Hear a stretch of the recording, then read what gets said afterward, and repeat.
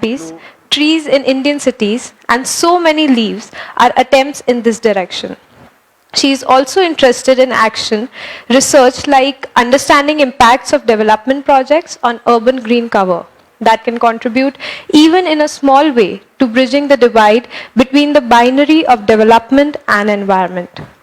In conversation with Mrs. Seema, we have Mr. Abhilash Khandekar, a veteran multilingual journalist, standing close to a rich 40 years of experience in print and electronic media.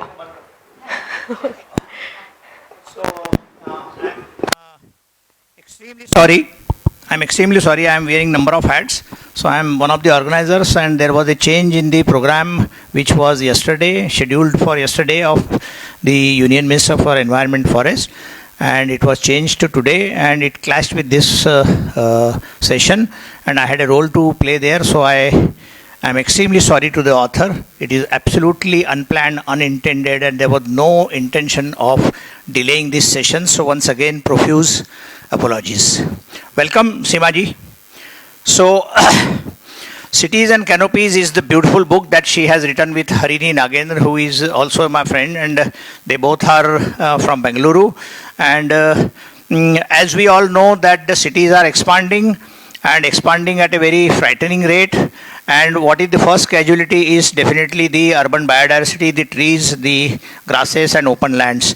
So without giving much of background, I would straight go to Seema ji to ask her. My first question is how did you think of writing this book, which is so timely and so important in today's times when cities are expanding and we are all facing climate change? No, it's working. Thank you. Thank you everyone for waiting so patiently. You can't fight a minister's power, and it's a sign of the changing times. So thank you so much for inviting me here.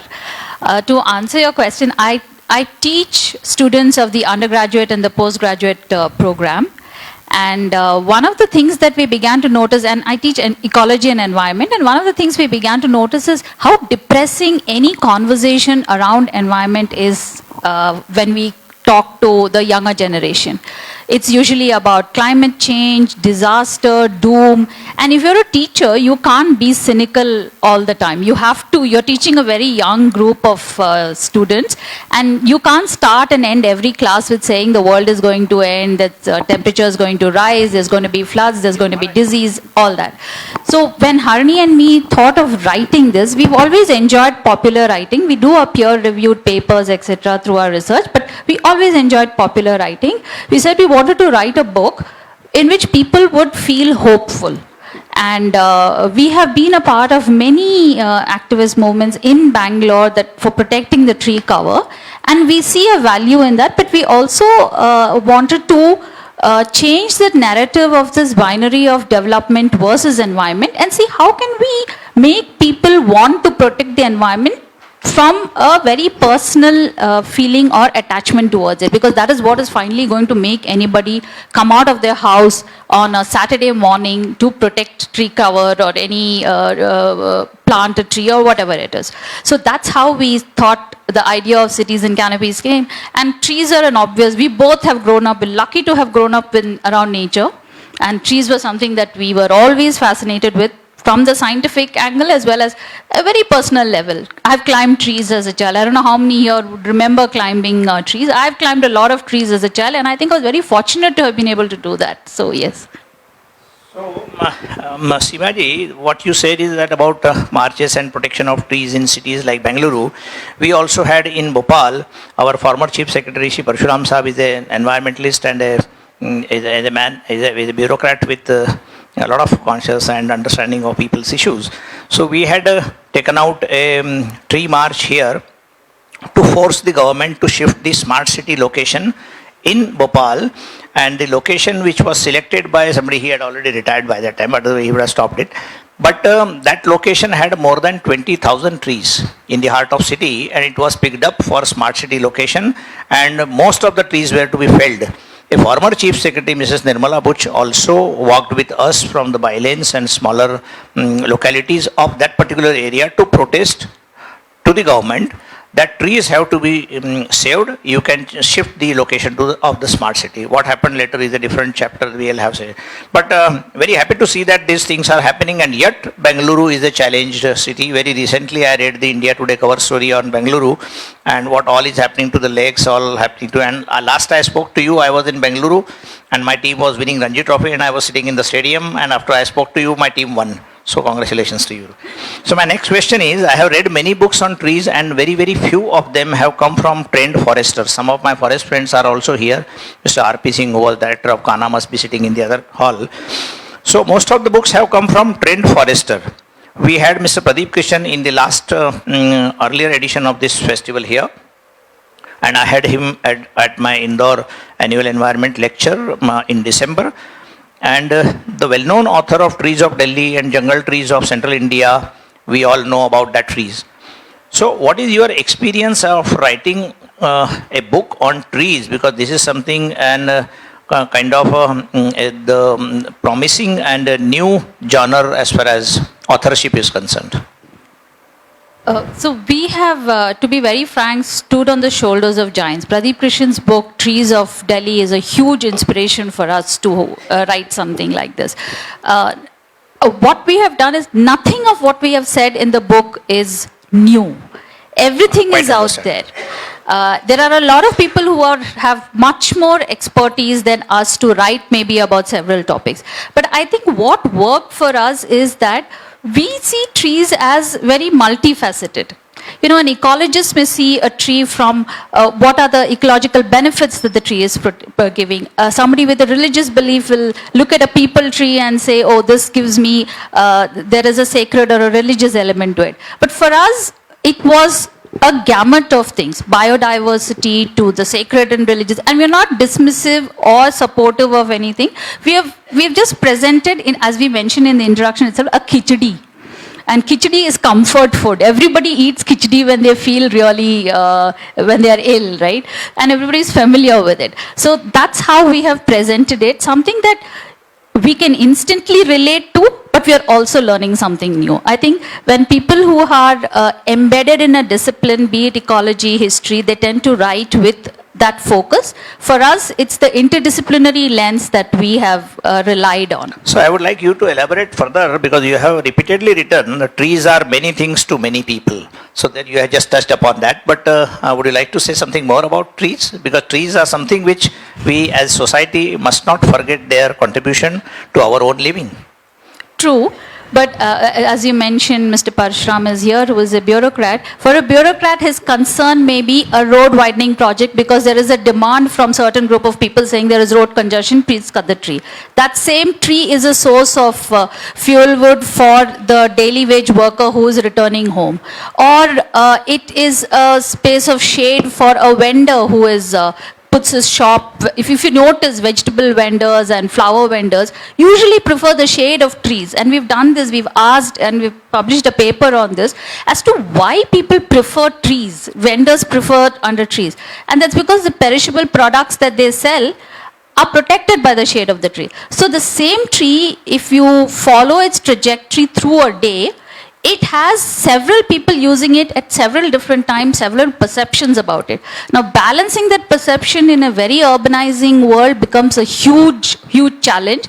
But we would like people to see this multifaceted, parts of trees, how trees are. And that's why we say that trees are many there are things. some wonderful stories in the book which I bought and read during the COVID time, because it was luckily it landed in my lap and I fully utilized each and every word is read twice. So you have carefully chosen about 10 or 12 tree species like peepal, neem, tamarind, drumstick, jamun. How did you select them and what was the priority or criteria? Straight off, one of the priority was that they had to be familiar to people. There is no point me writing about a tree that most people don't know about and wishing they would think about it. So peepal, neem, tamarind, these are all trees that everybody can instantly recognize. So one thing we wanted to do was, there's something called as a nature deficit disorder, where when we distance ourselves, especially when being in cities, if we distance ourselves from nature, our reasons for protecting it also reduce considerably. So we wanted to bridge the gap of what the nature deficit disorder does and make people like trees. And you can do that only if you ask people to, have the touch, feel, smell, sound of nature, and that's how we you want people like us to go to people the tree. You would notice, yes. You will notice. We receive a lot of emails from people saying that, oh, I never knew that the imli closes its leaves in the night, and there is that is a term, a scientific term for it. And the local people will have a term for such trees. In Tamil, it's called Tukamunji Maro, which is basically a tree that droops. So. People had to sort of relate to the tree that they have. I can write about very complex species that are found in a particular city alone, but that wouldn't make the point that we were trying to get across, the reconnection that we wanted for people to get with trees. So, like I said, in cities are being touted as growth engines repeatedly by the policymakers. People want smart cities, people want all kinds of new cities, and perhaps of my understanding, that has accelerated the speed of migration from rural India into urban India. And therefore the question to you is that how do you see in the days to come the cities and trees growing together? Because in most of the cases, the moment you take the decision of widening a road or building a bridge or bringing a metro into a city, the first casualty is tree and the surroundings. So how do you see cities and tree growing together in the country like India? I think we've reached a point where we have little choice. One is, there are advantages of urbanization. Urbanization, cities now hold still at the end of the year only about 3% to 4% land cover in the entire world, and huge populations, almost 50% in the next 20 years will live in cities. So that's an advantage. But every city, if you look at whether it is a heat stress, every year the temperatures are increasing, every year there are repeated floods. So then it's a matter of time before we prioritize what do we want. This large population that is going to move to cities, are they living even a meaningful life? Do you want to live your life struggling from one flood to another? I have been caught in 2 floods, and my family members have had to be evacuated in 2 floods, one in Kerala, one in Chennai, and the Bangalore flood too. So it's no more about some people getting affected, it's about us getting affected, and it's going to hit all of us. I'm not being a doom person who's saying something, a doomsday prediction. It is going to come to us. 10 years ago, you and I wouldn't have thought that I will be caught in a flood in Chennai, but I was for a week with no power, literally no food. You will not believe that in a place like Bhopal, there were boats on the road, and this is all about faulty urban planning. Because if you don't leave the storm channel, drain channels and proper planning, so in Bhopal in last monsoons, we had got boats in some parts of the city which is not supposed to be there. So what you say is right, and therefore I say in last summers, if we have all noticed, the temperatures were very high across the country, and therefore I thought of something, and I wrote to large number of people and wrote an article which is headlined, "Be selfish to save biodiversity." Because if biodiversity is not saved, we will also vanish. So in Indore, we organized the first urban biodiversity conservation conference in last August, and everyone there was seen talking that the trees and the grasslands and the open lands have to be protected at any cost, and for that reason, people have to rise and above any other consideration and demand this from the government, that if the cities have to be sustainable, they need to have a relook at the overall policy level. What would you like to say?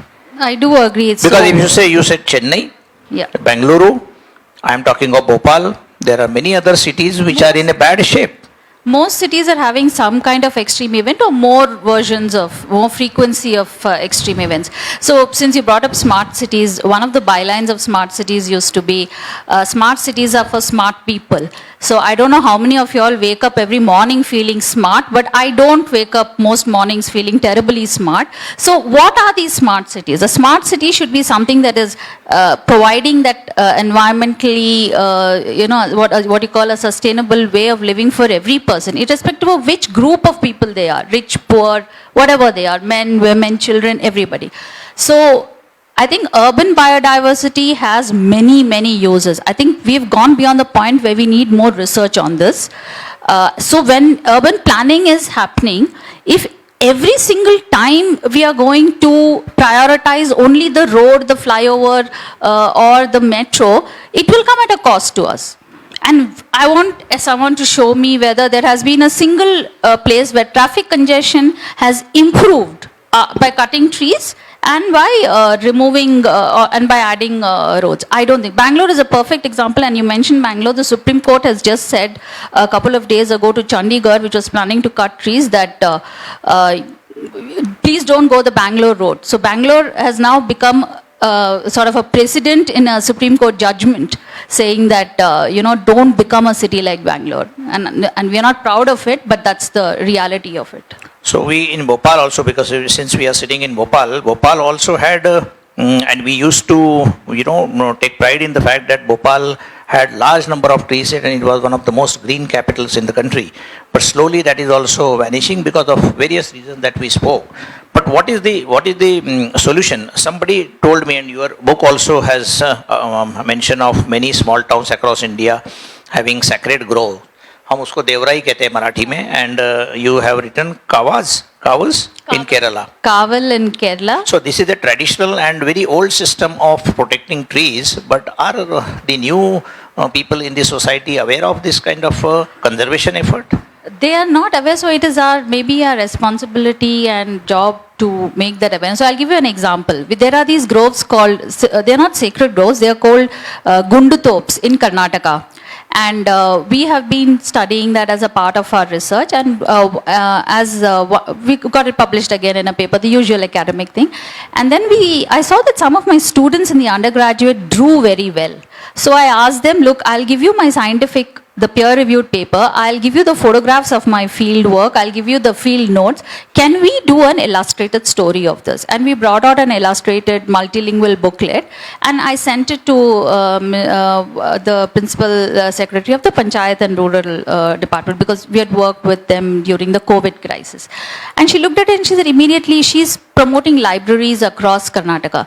And she immediately wanted 6,400 copies printed. We got that printed, and they issued a government order and a circular saying that every village across Karnataka now has to protect these groves. Find these groves, map the groves in the villages, and through the NREGA, figure out ways in which they can rejuvenate the groves. And this book has made its way to every rural library. So the fact that there were very few people who knew about these groves, and we could document how the groves were being converted because of urbanization and the peri-urban sprawl, has led to something like that. And so there is a lot of work to be done about generating awareness about people. Precisely. So therefore this talk, and therefore we are talking here on your book, which is so important. So you have once mentioned that trees can help reduce air pollution, though they cannot remove it entirely. They help remove fine particles from the air, which are deposited on the hairy or waxy surfaces of the leaves. Our study in Bangalore showed that street trees significantly reduce suspended particulate matter and sulfur dioxide levels. If you see Delhi or New Delhi part of Delhi, I have been visiting that, you must have been visiting, there are a lot of trees. I have avoided Delhi the last few years. But I was there recently last week. So there are a lot of trees in Delhi, at least if not old Delhi, New Delhi, and a lot of parks, but yet Delhi is fighting pollution. So would you like to throw light on what exactly is the reason? So everything has a limitation. We cannot fight pollution simply by planting trees, and we should not plant trees indiscriminately, because that's an extremely bad thing to do. So now the tree planting, everyone says, oh, there are so many grasslands or termed as wastelands, and you plant trees. But no, grassland is a different ecosystem. So just like that in a city. Very important, because Ranjit Singh Saab recently said this thing to me, and he has written that the narrative that is being built up for last couple of years that the grasslands are wastelands is no longer true, because now for grasslands last 10 years we were doing something, and now cheetah is there in Madhya Pradesh, sir, because of grasslands. Otherwise we wouldn't have cheetahs in India. Or So the whole the difference between wastelands and grasslands and the importance of grasslands. Yeah. So also the fact that in cities you can't continuously emit indefinite amounts of air pollution into the air and expect trees to clean it up. There has to be a balance. We have to have a sense of how much we are putting out there into the atmosphere and not expect trees to clear it up for us.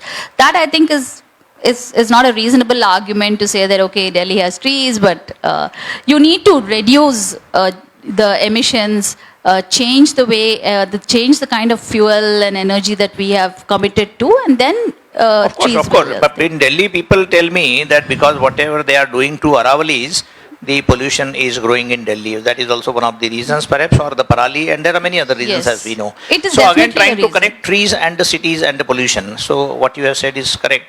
So would you like to throw some light on the great eucalyptus debate? Some people say eucalyptus has to be planted. Some people say where there is water, it will only grow there. But some people say ki you plant a eucalyptus and it will draw water all around its radius. like So what is the many, great eucalyptus debate you are talking about? It's actually pretty inconclusive right now. So the problem with eucalyptus is that it's not a native species. So it's a species that is suited to Australia, which has got dry kind of a particular kind of climate and soil conditions. And so when you bring it here, the impression has been that it has guzzled water. But we really don't have any scientific proof of either ways. There are stories, for example, the Britishers used eucalyptus to drain marshes, they say, so that they could prevent malaria. But unless somebody actually does that debate, but one thing we know is that it is an exotic species and we should always be careful while planting and promoting exotic species that may be invasive. So that's the May be difference. invasive. Invasive, yeah. Invasive exotics and non-invasive exotics. And then what do you call this Firangi indica? The tamarind. Tamarind. So I don't know how many know. So tamarind is, we all have tamarind in chutneys and everything. And the scientific name is also Tamarindus indica. But it is not a tree that is from India. It's actually a tree that originated in Central Africa. So this is also a chapter that we specifically wanted to include because of this very polarized debates on native versus exotics. You have hardcore tree people saying you can plant only natives. But one thing is, in this era of climate change, maybe there may be some exotic species that could help with hardiness. We don't know. And like I said, the blurry line is the native invasive, exotic invasive, exotic non-invasive. I don't think, who doesn't like imli chutney?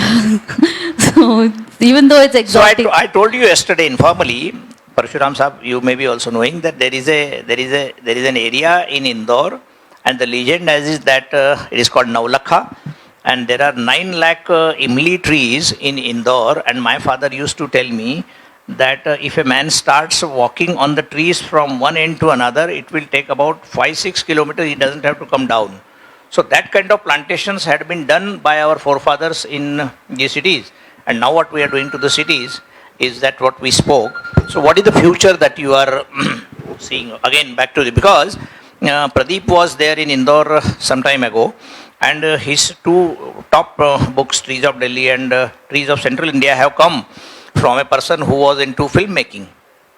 And many of my forest friends, I asked them, but none of them have produced, I'm sorry to say this thing, but none of them have produced such a beautiful book on trees, the importance and the conservation aspects of that. And here is another book that I would once again like to show everyone, and my friend Ajay Kataria is also here, who had gifted me this book, and he had purchased about 10-15 books of these things. You can give a clap to him. So the question is, why excellent books on trees are coming from non-foresters or non-botany people? What is the secret? I think I would be a perfect example because I did an MBA, like I told you, and now I'm teaching. And I think, but Harini is an ecologist, so I think there is hopefully what I would see something as positive is that there is a greater recognition of the idea of nature in our lives and seeing it in a very different way. We may have been presented with nature either as a subject, as biology, but more and more when people are engaging with nature, as we are losing it, Maybe that is why there is a more greater interest in it. For me, it was, I would say, it was my childhood experience and the sense of things disappearing around me. So each one of us, I had a house built by my grandfather in 1927 at Indore. We had many trees और हम इमली का झाड़ तो नहीं था हमारे घर में, लेकिन जामुन and jam, that is guava, and many other trees. And used to climb up the trees and used to stay there playing. So everyone had this memory of it. But the new generation of young people, are they able to, or do they have access to trees? Some of them do. So I remember. Is this a sociological order which is changing fast?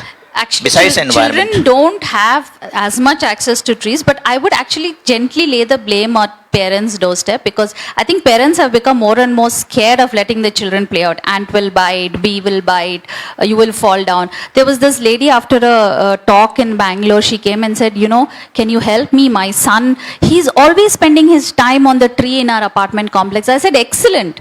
You should let him be there. Why? She's worried that he's spending an inordinate amount of time on the tree and not playing with his friends in the, with whatever games. And I said, you should be really proud. I mean, it's an exception to find a child now who wants to sit on a tree. So it was, in this case, it's the parents' responsibility to, in one sense, introduce nature to them. Instead of, say, taking a child to a mall in the weekend, maybe take them to some point of nature. Because nature is a very... Parks are also shrinking, unfortunately. Parks are also shrinking. That's one of the things. And in a place like Bangalore, parks also have timings. You can't take a child at any point into the park. They're open only from in the morning for the walkers or evening for some. I think that way we are preventing people from engaging with nature. So on the 6th of December, sir, at the IIC, I delivered a lecture about an urban planner called Sir Patrick Geddes, who planned many cities, but among them was Indore.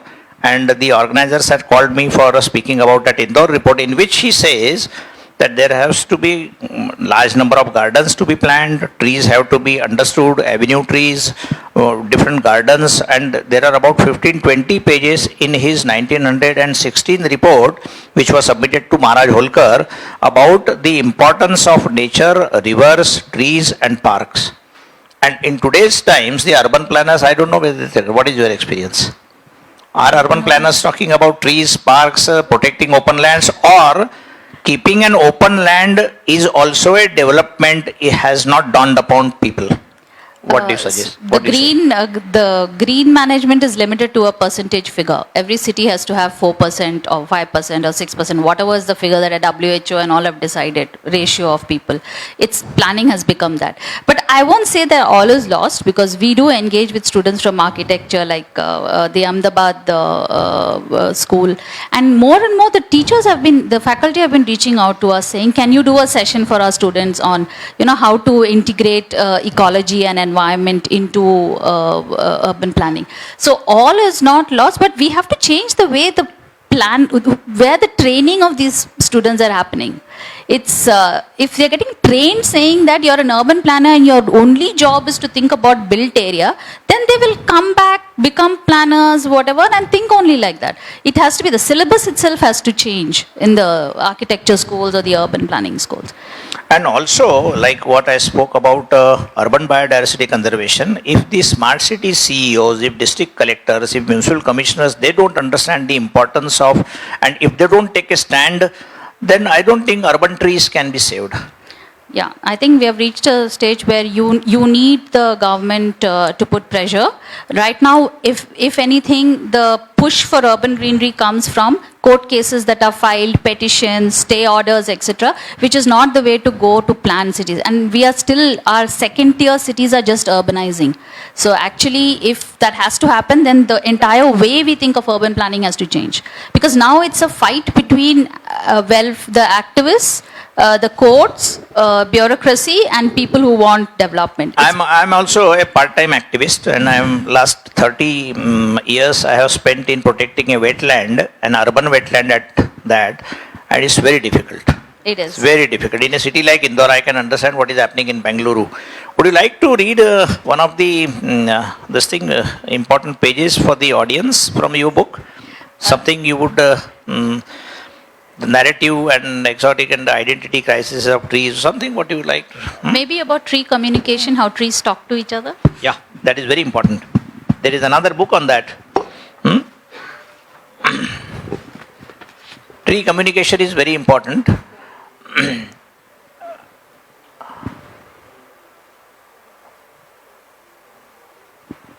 Yes, so we all communicate through email, phone, etc.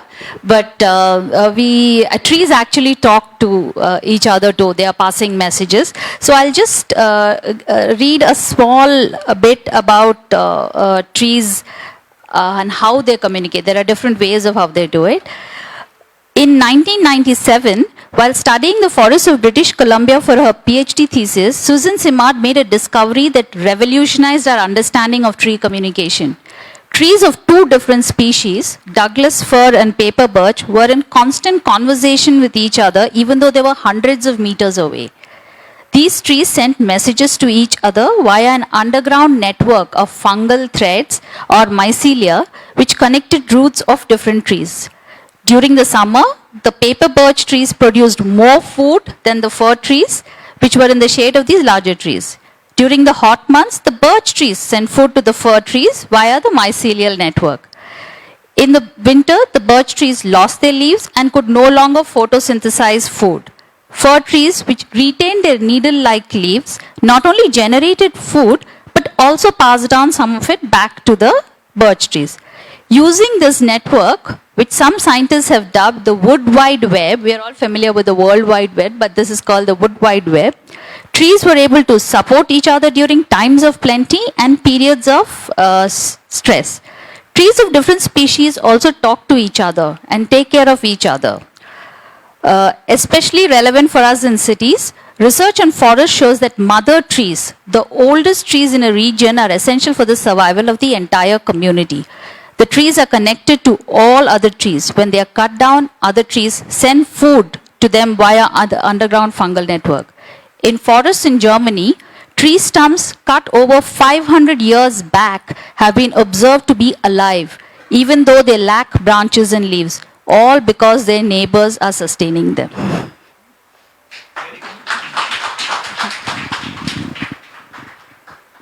Before I open this already delayed session for the question answer the floor, once again a question that when the Biodiversity Act came into force in 2002 and National Biodiversity Authority formed sometime in 2004 and 5 and state biodiversity boards formed subsequently, nobody in the biodiversity board or outside it, forest department says that we are here to protect forests. Whether they are doing it or not, that is a separate chapter.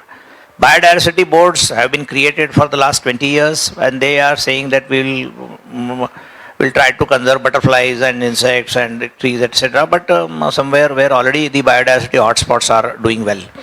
But there is no master of the urban biodiversity, and we have been trying to propose that the municipal corporations must understand, because last master plan, when Bhopal's master plan was being discussed, the biodiversity board's member secretary, a senior forest officer who was director of Panna, he raised a hand and said that in the consultative meeting, the biodiversity board has not been involved by the urban planners.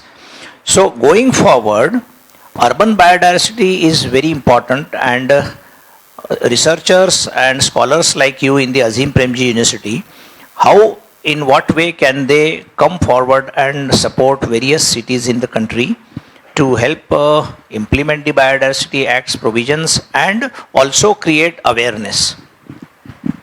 What you said is very important. One aspect of it especially is that we have no data on urban biodiversity in India. Urban ecology itself is a very, very new field.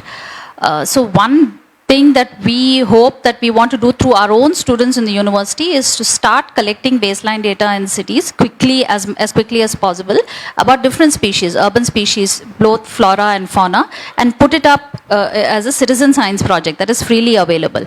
And over series, this is a long-term thing. We need to have a long-term plan for this. And using that information, create at a city level the biodiversity plans, as well as at a very regional level, at a neighborhood, if there is a biodiversity hotspot. So there are a series of steps that that we see are important. One is doing the inventory or the biodiversity register, the people biodiversity registers. Yes, that has been laid down in the act, but nobody is following it. It's not doing it. So the thing is that the point is that there is the interest in urban biodiversity. You know, even ecologists don't believe, when we used to initially talk about urban nature, they used to stand up in talks and say that, no, there is no nature in cities. Nature is only in the forest. So you're talking about conditioning, disciplinary conditions of decades and years.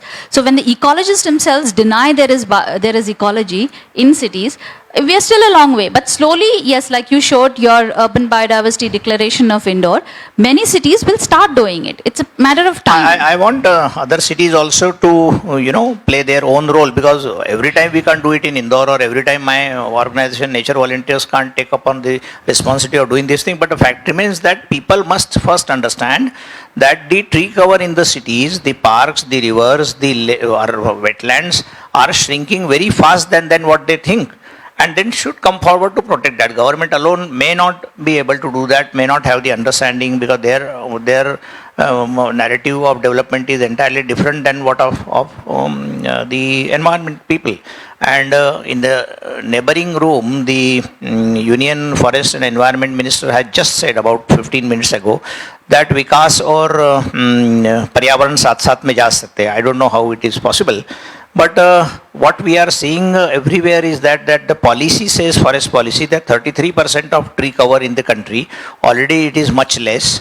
And some people are saying that FSI, that is the Forest Survey of India, is also mapping and showing golf greens and other greens as tree cover or canopies and things like that. That is a technical issue. I don't know much about that. Oh yes, the FSI reports are deeply contested because they have reduced the area that counts as forest cover, which means that if there is even a clump of trees, that just becomes forest area. It can be a eucalyptus plantation, it can be coffee plantations, tea plant, they're all forest cover. All forest. So on that note, I would like to open the floor for questions, more intelligent questions that I could ask her. So welcome. Mic hai?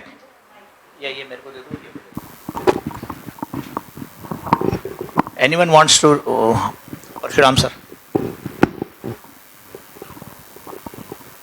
Thank you Abhilash. मैंने सोचा कि 3 बार आपने मेरा नाम ले लिया तो मुझे पहले बोलने का मौका मिल जाए प्रेजेंटेशन में. And let me assure you madam, bureaucrats are not against trees. Somehow I felt that it was being said that bureaucrats like Parshuram. I have never cut a tree in my life. No. So you are a rare exception. That is what I meant, sir. I'll take it as a left. Bureaucrats have been actually very supportive of our I'll work. take it as a left-handed compliment. Not right anymore. But anyway, because I think time is very short. I think lot has been said already during the discussion. Lot more. And let me confess, I have not read your book, which I promise I will do now. But nevertheless, let's restrict ourselves to 2 or 3 questions. Now, and I think Abhilash made a lot of irrelevant points asking about Bhopal, for example. Now, you see, we all are educated by our memories. The stories we tell, as P.K. Das would have said yesterday, the stories we tell ourselves and the stories we want to tell others. In the policy making arena, there are very few stories which are being told about urban ecology. And we are probably waiting for the West to tell us that, because in the West it's become a huge thing already, and after learning their own bitter lessons, they are going back to it. We have our own pressures. Now, what do? What are my lasting memories? And if you pardon me for 1 or 2, my lasting memories are of 3 kinds. I was born and brought up in small towns of Madhya Pradesh. Civil lines practiced the best arboriculture. The Britishers left civil lines in Central Province area, not the Madhya Bharat area so much, which I don't know much about. We destroyed it. Take Bhopal. Bhopal, arboriculture never took off. Even today, Smart City is ruining it by planting. In fact, I called up the principal secretary and he never responded after that. I said, why are you turning us into a Dubai? Precisely. See, they have planted recklessly only all kinds of palms. But the response I got from some other place, कि साहब garbage कैसे इकट्ठा करेंगे, green waste का क्या करेंगे? So they are all against shaded trees. So pedestrian is not bothered about. Open spaces for people in the informal sector is not cared about. So what do? And the roads have to be widened for us car drivers all the time. So it is not for the citizens, it is for the car drivers. That's why the number of cars are growing. And Delhi का बुरा हाल उससे है, पराली से नहीं है जितना कि, और अरावली के कटने से नहीं है. दिल्ली ने अपना हाल बुरा किया, देश की राजधानी ने. Bhopal, yes, you are right, Bhopal was a green city. Till such time that we reserved these hills and planted them. Not because we planted trees on the, but if you look at Bhopal from the air, Delhi is far more greener than Bhopal. That's no what I'm saying. comparison. Yes. Now, the challenge is, how do we build in, and you might have some thoughts on this, how do we really build in urban tree planting? Let's not even talk of biodiversity and other things. How do we build that as a sine qua non? How it is something, वो no गो नहीं होता था forest में, no go area है, वैसा करना पड़ेगा. वैसा नो गो एरिया नहीं बनाएंगे आप तो कभी भी नहीं होगा. And then the state has withdrawn. The state has withdrawn. Most of the development is being done by private developers. Why would they want plant trees, you tell me? The state, when it was housing board, this, that, and the other, at least some compulsion was there. So how do we do that? You might have given a thought to these things because you are very much concerned about it. So I would like to learn from you on this, because you must have given it a thought in Bangalore, in the Bangalore context. Would you like her to respond? Yes, surely. So you're right that from my experience, what we have seen also, the issues and the reasons why people don't want trees are often very valid. Like in Bangalore also, they have this problem of tree waste. They ask us, what do? We don't, sanitation workers, power karmikas have to collect it. Or jamun trees fall on my car and they make it dirty. So this is, so I want to give you the example of one forest officer in Bangalore who found a solution to this. He was responsible for a large part of the tree planting drive in the 90s in Bangalore. And what he did was, he went and asked every house in front of which they were going to plant a tree, which tree do you want? He literally did that. And so someone would say neem, someone would say pongemia, someone would say jamun, and he planted accordingly. And the species survival rate was much higher. So a pressure point for something like tree planting has to be created through people, through officers who are interested, through the government and private developers. I think we have to have those rules specified when we give construction permissions. The Chandigarh, I think it was Chandigarh, they issued again a court issued a judgment saying that you can't cut heritage trees.